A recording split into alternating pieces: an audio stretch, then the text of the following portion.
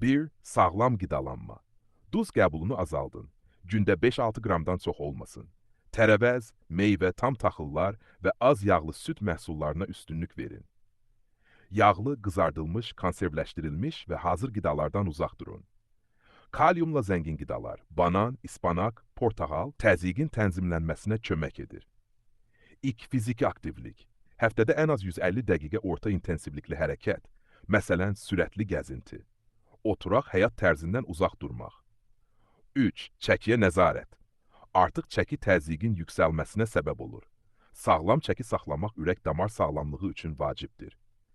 4. Siqaret və spirtli içkilərdən uzaq durmaq. Siqaret damarları daraldır və təzyiqi artırır. Alkoqol az miqdarda belə təzyiqə mənfi təsir göstərə bilər. 5. Stressin azaldılması. Dərin nəfəs alma, meditasiya, yoga və müntəzəm istirahət faydalıdır. Gərginlikdən uzaq durmaq üçün gündəlik həyat rejimi qurmaq. 6. Kifayət qədər yuxu.